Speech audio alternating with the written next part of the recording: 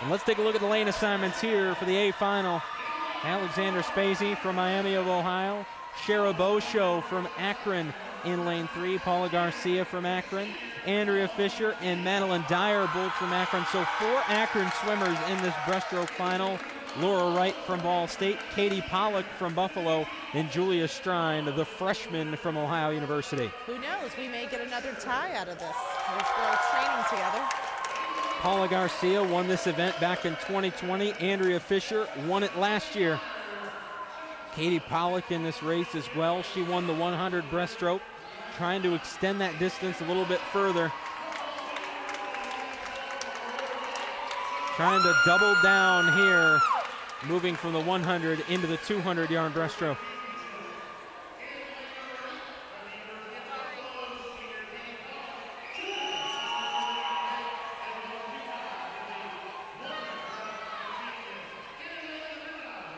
So the 2021 champion is right in the middle of the pool there. Lane 5. Senior with lots of experience from Akron. Andrea Fisher out of Oak Grove, Minnesota. Second in 2020, and as we mentioned, the defending champ here for this event.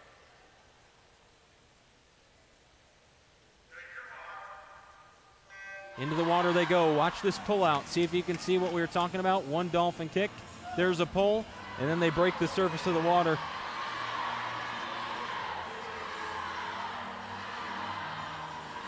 The other thing you have to work, and these girls do it really well, they have to break the surface of the water with their head before they begin that full breaststroke arms. And if you watch in the middle and you watch Fisher, a really long and high stroke. Fisher getting very high out of the water. Well, and that takes a lot of that is legs as well. You've got to be able to get those hips up, to get the rest of your body up. You can see the complete different style of stroke between the two right there, just even in the middle. Fisher side by side with Dyer. Both competing for the Zips, hoping that one of the 4 Zips wears the gold chain again. Fisher throwing down a strong lap, 102 through the first 100.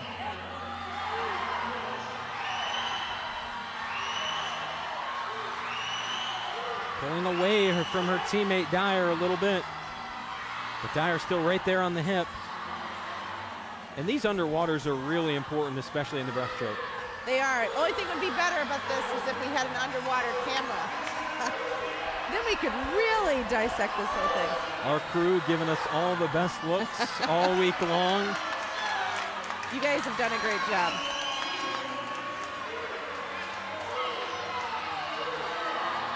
And now the gap tightening up again. Some of the Akron fans cheering on their team.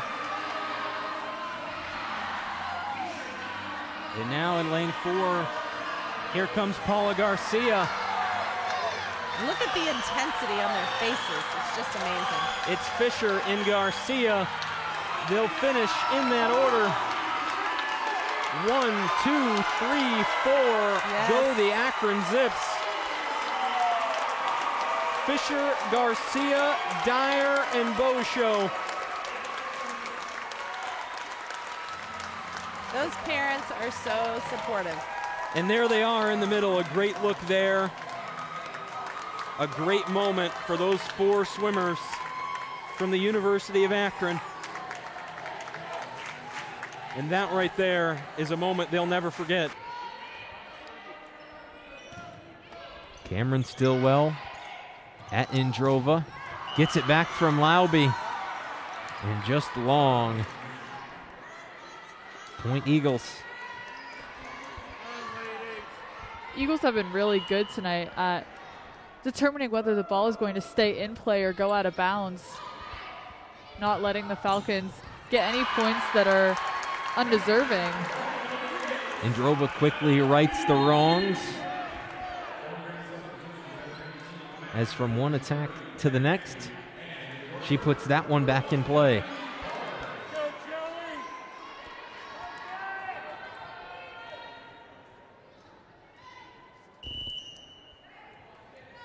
Shelianese Torres now. Over with the right hand. Homus goes to the ground to get it. Chase plays it over. Rolls goes outside to Manley off the block. Eastern Michigan gains the point. Just the height of Raven Chase presents such an obstacle to try to get around. It's hardly getting off the ground, but just her hands above the net. Very difficult to hit around.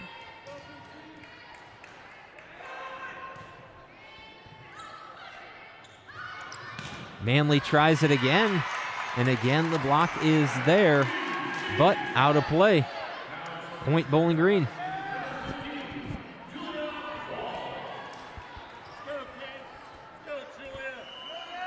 And you see Manley not fazed by that first block at the net, went right back at it and got the point the second time around.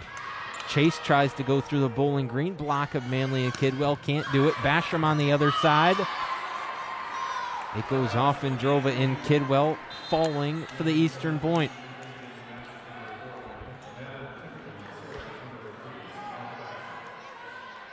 Chase couldn't get through the first block, but Basham followed it up and was able to get through the block. Hannah Laube almost diving into the ref stand to save that ball. Speaking of Laube, set pass to Kidwell. Pancake from Garris. But ultimately another Bowling Green point after 4 touches from Eastern.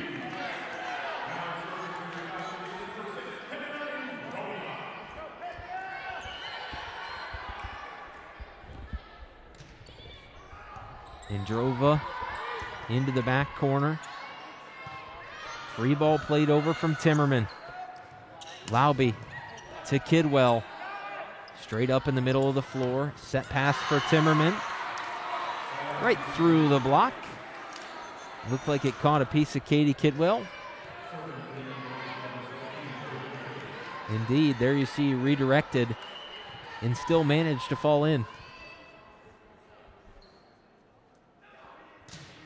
Raven Chase, big swing on the serve out of the back row. Manley, big swing on the attack. Great placement by Manley.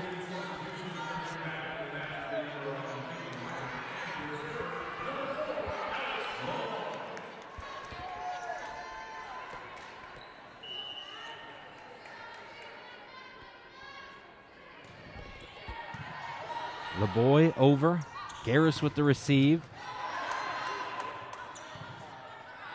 Played over. Meyer returns. Point Falcons.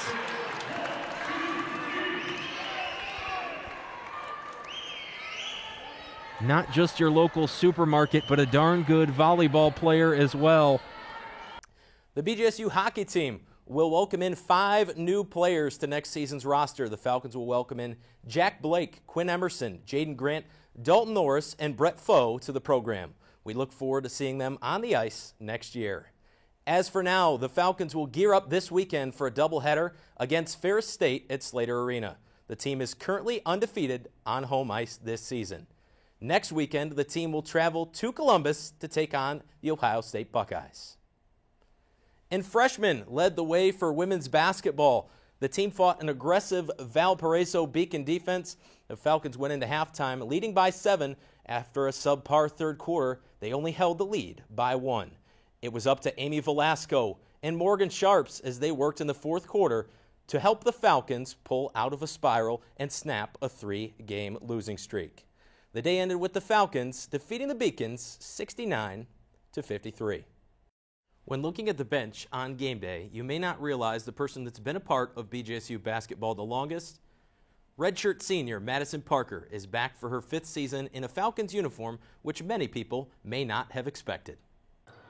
Just 1 month after the 2020-2021 basketball season ended, BGSU Athletics put out a press release with just 2 words: she's back. The press release was referring to BGSU women's basketball senior Madison Parker, who would return to the program for the 2021-22 season. An extra year of eligibility created by the COVID-19 pandemic created a situation Parker hadn't been planning for. was kind of like a gift because it was something that I never expected. And even if I was given the opportunity, I never expected to take it.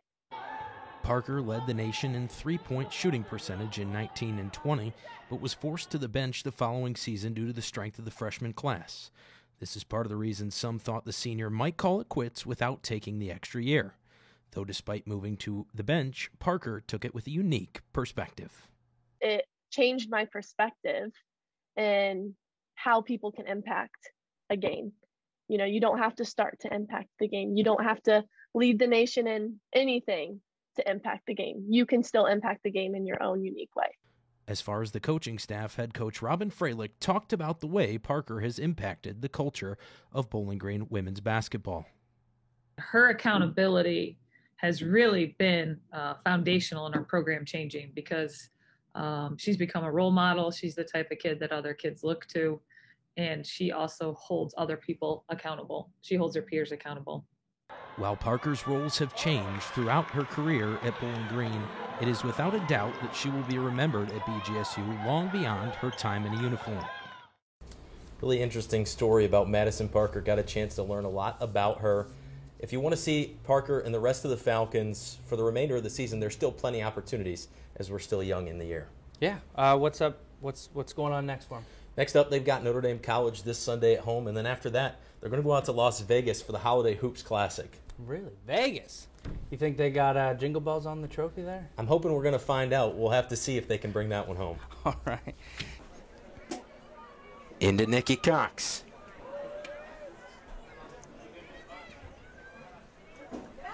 Near the end line, other side of the field. Near side spots, trying to get through the 2-on-1. She goes to the ground with Porter. I think the secret there is they got spots turned around and then two pressuring her, so Porter's able to strip the ball at the end. Nikki Cox called for the foul as she tried to get around Giovinazzi. Oh yeah, it's more than likely it's that hook. Yeah, that left arm going around her leg, and whether it's the reason that they both went down or not, it's what looks like it. It's what it looks like. So you call it. So we say, people have their hands up on someone's back, and the other person falls down. Like, I didn't even push her. Well, sure looked like you did. Get the hands down. Kent State going to try to turn that into something. Hellstrom towards the middle. Berg makes a save. Still loose in the box.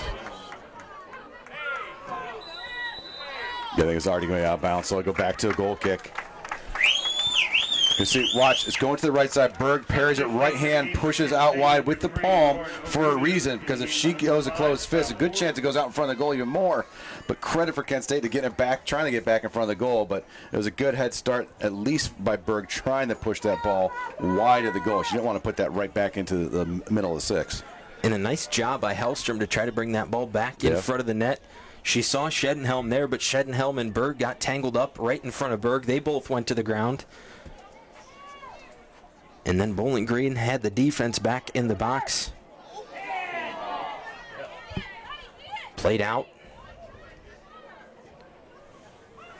Wolfbauer transitions over to the other side for Dieselhoff. Pass too far inside for Bethea. Harris tries to get it forward. Out of play in front of the Kent State bench, they'll throw in. Doncor over midfield.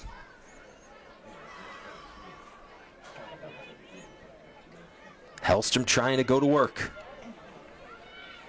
Finds Stambolic. Stambolic battling with Gilmore.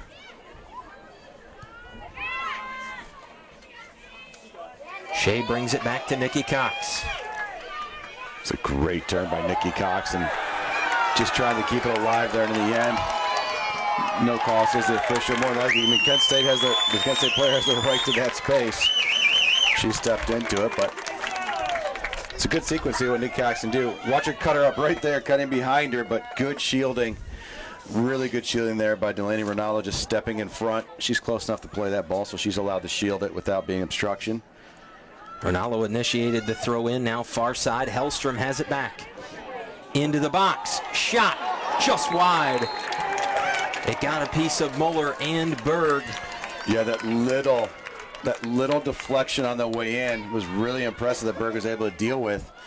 Like I said, just skipped a little bit, still able to deal with it wide.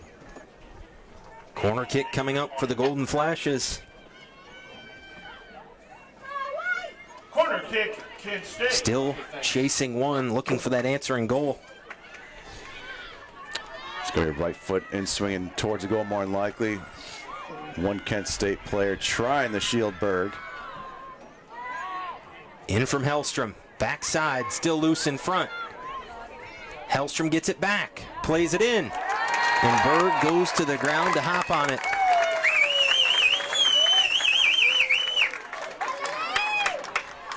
And a really good touch on the second effort from Lauren Aruda, who just came in. And there you see Bowling Green head coach Jimmy Walker, his second season with the program. Regular season titles in both of his seasons thus far. Won the conference championship last year in what was a really abbreviated tournament. This year trying to do the same as the Falcons have made their return.